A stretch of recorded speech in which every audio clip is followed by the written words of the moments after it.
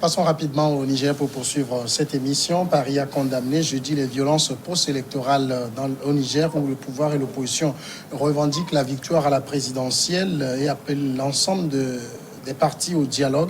La France appelle l'ensemble des partis, des acteurs politiques à favoriser un climat de dialogue et d'apaisement et à recourir à des voies légales pour régler tout différend. Cet appel de Paris intervient alors que le Niger est secoué depuis l'annonce des résultats provisoires du second tour de la présidentielle par des violences. Des partisans de l'opposition sont descendus massivement dans la rue. 2 personnes ont été tuées, au moins 470 autres ont été interpellés par la police. Est-ce que, Adam Adjono, vous imaginiez, avec l'élection présidentielle au Niger, un scénario comme ça de violence post-électorale?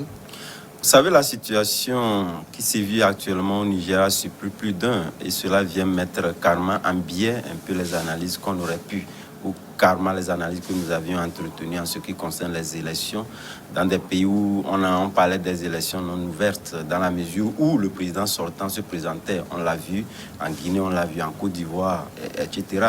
Puisqu'on ne s'y attendait pas. D'abord, étant donné que ce sont des élections ouvertes, le président sortant n'étant pas candidat,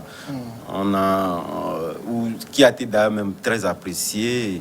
Et on a dû attendre véritablement des élections assez civilisées, comme cela a commencé. Et on a même allé, en fait, tout le cheminement des élections dignes de ce nom, des élections civilisées ont été donc acquises. On a vu des élections à 2 tours, on s'y attendait le moins, puisque par le passé, on avait cru que le candidat du pouvoir, qui est Mohamed Bazoum, allait faire le coup chaos. Ça n'a pas été le cas, ce qui a donné d'ailleurs même une certaine crédibilité à ces élections-là. Mais par la suite, je pense que les rouages ou les alternatives d'acceptation de ces élections-là devaient être acquises par les 2 challengers. Et malheureusement, on a vu, normalement, les élections, lorsque nous voyons un peu les tendances, conquis par chacun de ces 2 leaders-là, je pense que cela reflétait plus ou moins une élection assez transparente parce que l'autre n'était pas loin de l'autre. Donc j'estime que cette approche développée par ces deux leaders ou carrément les leaders de... on peut pas du tout parler de l'opposition ou de la mouvance dans ces élections-là, puisque c'était des élections où chacun devait participer. Moi, je pense que il y a une question de mauvais perdant qui s'est réellement jouée. Et je pense que ce qui est en train d'être fait aujourd'hui au niveau du Niger devait ressusciter d'autres approches en ne pas laisser libre cours à ce que l'on puisse penser que fondamentalement, lorsque le président sortant est toujours candidat, qu'on peut assister donc à des contestations comme ce que, puisqu'on en parle également de mort d'homme. Donc j'estime que aujourd'hui c'est toute la chaîne des élections qui doit être revue en Afrique, que soit les gens puissent accepter d'abord les institutions pour lesquelles ils sont donc partis à ces élections-là, accepter les verdicts des urnes, ce que nous n'assistons pas. Ça voudrait dire quelque part que les gens n'ont pas eu confiance aux institutions avant même de participer à ces élections-là. Sans quoi, on devait avoir confiance aux résultats sortis des urnes. Malheureusement, le Niger nous fait vivre aujourd'hui, disons, une scène ubuesque qu'on n'aurait jamais cru et qui vient rejeter carrément du discrédit sur ces élections-là. L'opposition nigérienne est mauvais perdant? Oh, oui, mauvais perdant, comme madame l'a dit, mais je pense que c'est vrai, on est surpris par tout ce qui se passe, mais en analysant bien, on se rend compte que le rejet de la candidature de l'ancien Premier ministre Hama Amadou aussi en est pour quelque chose. Parce que, ça dit de l'extérieurement, on pense que là-bas au Niger, il n'y a pas de problème, mais il y a de problèmes. Bazoum, qui remporte aujourd'hui la présidentielle, c'est le candidat de Mamadou Issifou. Mamadou Issifou, quand il est venu au pouvoir, il n'a fait que ce que Tandja, comment il s'appelle, son successeur, Tandja. Mamadou Tandja. En fait, c'est-à-dire qu'il n'a marché que dans l'ombre de Mamadou Tandja. Mamadou Tandja a lancé des projets, il est venu continuer. Donc, beaucoup de Nigériens reprochent en fait à cet homme-là le manque de créativité, d'ingéniosité tout au long de son mandat. Maintenant, aujourd'hui, il place son pion, Bazoum, qui remporte la présidentielle, ce que les Nigériens rejettent. Eux, ce qu'ils veulent peut-être, c'est l'ancien Premier ministre Amadou. Donc, je pense que c'est vrai que beaucoup de gens l'ont dit, on n'aurait rien de présagé à cette crise-là. Mais je pense que si on en arrive là aujourd'hui, c'est juste parce que les Nigériens ne veulent plus entendre parler du camp de Mamadou Issoufou, qui pourtant beaucoup de gens apprécient parce qu'au moins il a tenu parole. Il a été l'un de ces chefs d'État africains qui s'est interdit de triturer la Constitution pour se présenter à un troisième mandat. Mais je pense que ce qui se passe, c'est aussi ça, c'est le rejet de la candidature de Amadou. D'accord. Alors, mais ici, déjà le premier tour avait montré quand même une tendance claire. Il y avait 22 points de différence entre les deux premiers. Est-ce que le second tour n'est pas simplement venu confirmer le premier? Oui, je crois que la tendance était là, elle était réelle. Puis il y a une machine électorale qui est celle du président sortant, même s'il n'a pas été candidat, il a mis tout en œuvre pour que les candidats qu'il soutient passent. De la même façon, Amadou, qui est aussi une personnalité influente, a aussi misé sur un ancien président qu'on voulait faire revenir au pouvoir. Donc la bataille se joue entre plusieurs personnalités assez influentes au Niger, mais il faut aussi tenir compte des rapports des différentes missions d'observation, parce que c'est vrai qu'on s'en plaint souvent, mais il y a des missions assez sérieuses, comme celle de l'OIF, qui a été conduite par la présidente de l'Assemblée nationale du Togo, qui a fait un travail remarquable, celle de l'Union africaine, celle de la CEDEAO, celle de la CENSAD aussi. Donc, tous ces rapports reconnaissent quand même une élection inclusive, puis qui s'est déroulée malgré quelques violences avec le décès de quelques membres de l'administration électorale, mais qui s'est déroulée dans des conditions acceptables. Je crois que, moi je répondrai à la question, il y a eu un mauvais perdant donc, au Niger, mais ce mauvais perdant, c'est pas justement le candidat qui est recalé, mais c'est plutôt l'ancien Premier ministre, puisqu'aujourd'hui, celui qui est indexé par le gouvernement, notamment le ministre de l'Intérieur, qui dit qu'il est derrière toutes ces manifestations, on l'annonce en fuite. On l'annonce en fuite, je ne sais pas si c'est le cas, mais je crois qu'avant l'élection et pendant la campagne, il avait annoncé que si son candidat perdait, il y aura la situation malienne donc, au Niger. Et qu'est-ce que ça sous-entend? Est-ce que le pays sera déstabilisé? Est-ce qu'il y aura un coup d'État? On n'en sait rien. Toujours est-il qu'il y a eu plusieurs arrestations. Vous les signaliez tantôt, il y a presque 500 personnes qui ont été arrêtées dans les rangs de l'opposition. Et c'est énorme. D'où l'importance donc, de cet appel lancé par la France. Il y a une crise post-électorale, mais à mon avis, elle n'est pas liée à la transparence du scrutin, mais elle est liée à d'autres problèmes politiques donc, qui existaient avant la tenue de cette élection-là. La situation de Amadou notamment. Voilà, et qui risque aussi de se poursuivre. Donc, s'il n'y a pas un dialogue assez sérieux et sincère entre les acteurs politiques.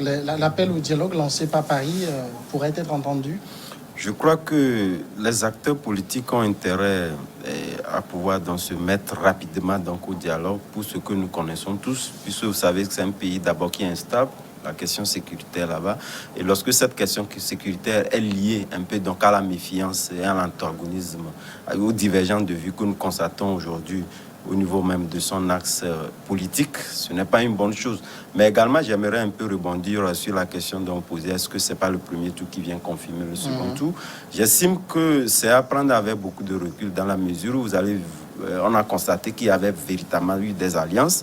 Et lorsque nous prenons surtout le deuxième candidat, le candidat perdant aujourd'hui, il a évoqué en disant que réellement, lorsque nous prenons les tendances, n'étaient pas d'accord à pouvoir donc aller dans le sens où nous avons vu le deuxième Non, le troisième et le quatrième, ils sont ralliés, soutenus. Voilà, le premier, etc. Et lorsque nous voyons un peu les résultats, je peux quand même conclure que cet appel-là à voter pour le candidat du premier tour n'a pas été tellement attendu. Si tel était le cas, nous devons donc constater qu'il y aura réellement donc un écart assez important. Mais aujourd'hui, on constate que l'écart n'était pas aussi grand que ça. Ça voudrait dire quelque part qu'il y a une bonne proportion de la population nigérienne qui était d'accord à ne pas voter pour le candidat. Mais je pense que ces élections, à mon avis, lorsque nous prenons un peu, nous regardons un peu la nomenclature que ça a donné, on peut quand même se dire que ce sont des élections, les résultats sortis des urnes ont été des résultats qui devaient être, sont des résultats qui reflètent un peu l'image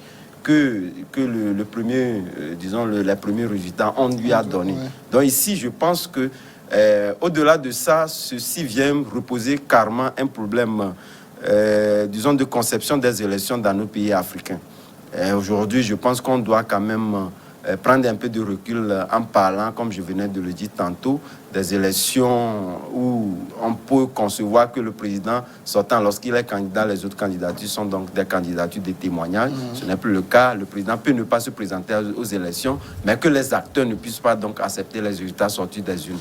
Donc je pense que c'est une question de culture qui commence déjà par s'enraciner au niveau des acteurs politiques. Et je pense qu'il faudrait donner l'avant que les acteurs politiques puissent d'abord s'entendre sur un certain nombre de préalables à pouvoir accepter les résultats venant des urnes, puisque c'est au niveau de ces résultats-là que les troubles commencent, comme ce que nous assistons et comme ce qui a été dans les élections partout ailleurs. Il faudrait réellement que nous tournons cette page-là et que les acteurs politiques commencent déjà pas se faire confiance, pas faire confiance aux institutions pour lesquelles ils sont donc attendus pour aller à ces élections-là. D'accord, si vous permettez, on va continuer maintenant avec le Bénin, évoquer l'interpellation d'un acteur politique, Dramane Tidjani, après avoir succédé à Gilbert Ulrich Togbonon, le nouveau procureur de la Cour de répression des infractions économiques et du terrorisme, la Criette, Mario Metonou, renoue donc avec l'interpellation des acteurs politiques. Puis une convocation signée de ce procureur spécial de la juridiction a été adressée vendredi dernier à Dramane Tidjani. Il est du parti Les Démocrates, un proche de Rekia Madougou qui ne pourra pas concourir pour la présidentielle. Eh bien, l'interpellation fait suite sans doute à une enquête judiciaire ouverte par le procureur spécial près la Cour de répression des infractions économiques et du terrorisme, Louis Kamako, la Criette, bras judiciaire de Patrice Talon contre ses adversaires. Oh oui, bon, je ne se le redis tout de go, mais ce qu'on constate, c'est que le rouleau compresseur dressé contre les démocrates ou les autres partis de l'opposition qui veulent participer à cette élection est toujours en marche. En marche parce que c'est pas la première interpellation. Déjà que Rekia Madougou elle-même continue pas crier aux fraudes et à l'injustice. La dernière fois, je l'ai suivi, elle disait que le Bénin est devenu un tombeau ouvert et qu'ils sont tous prêts à y rentrer dedans. Ça dit que la situation là-bas au Bénin est sombre. L'avant-match pour le scrutin présidentiel ce jour était très serré, avec Patrice Talon qui a les institutions de la République à son service. Je pense qu'il est dans sa logique et puis il est en train de dérouler en fait son projet. Moi, je le trouve un peu dramatique parce que c'était le même scénario qu'on a observé avant les législatives l'année dernière. Et je pense qu'il continue et malheureusement, il n'est pas presque à sa fin parce que Tidjani aujourd'hui, on l'accuse en fait de recruter des jeunes pour perturber le bon déroulement du scrutin. Et c'est là où ça devient grave parce que quand on vous arrête, forcément, on vous trouvera des sanctions, on va vous coller des sanctions. Et puis, avec des procureurs acquis à sa cause, ça devient compliqué pour les opposants. Qu'est-ce qu'il faut dire aujourd'hui pour le cas du Bénin? C'est vrai qu'on sait qu'il se peut qu'il y ait des tentatives de déstabilisation des processus électoraux. Ça arrive dans certains pays, mais est-ce que c'est vraisemblable dans le cas béninois? Bon, c'est difficile à dire. Nous n'avons pas les éléments qui sont en la possession de la Criette et sur la base desquels ils interpellent ces trois personnalités-là du Parti Les Démocrates. Mais d'entrée, on peut se dire de quels moyens dispose un parti politique pour empêcher la tenue d'un scrutin. Bon, maintenant, ces éléments, on ne les a pas. Est-ce qu'il s'agit de manifestations ordinaires pour contester un scrutin? Est-ce qu'il s'agit des actes beaucoup plus violents pour empêcher le processus électoral? De quelle manière? Donc, on n'en sait rien. Maintenant, tout ça, ça peut être vrai, comme ça peut être des montages. Il faudrait qu'on révèle à l'opinion les premiers éléments au moins de cette enquête-là, sur la base de laquelle ces personnalités-là ont été arrêtées. Est-ce que le passé de la Criette ne plaide pas contre elle? Oui, bon, c'est vrai que là, aujourd'hui, dire c'est une cour qui est chargée des infractions liées à la drogue, à la criminalité, au terrorisme. Mais là, il s'agit d'un genre d'infraction qui, à mon avis, pouvait passer devant les tribunaux ordinaires que de les envoyer. Est-ce qu'il s'agit d'actes terroristes en tant que tels? Est-ce que les éléments du terrorisme sont constitués pour que cette affaire passe devant la Criette? Donc, je n'en sais rien, puisque je n'ai aucun élément sur ce dossier. Mais ça peut être aussi des tentatives pour intimider ce parti de l'opposition-là, avec à sa tête Yahi Boni, qui, on l'a vu par le passé, qui était ouvertement dressé contre Talon. Aujourd'hui, il ne le fait pas directement, mais il y a des lieutenants donc, qui ne se laissent pas faire, et surtout après le recalage donc, de leur candidate ou de leur liste à cette élection.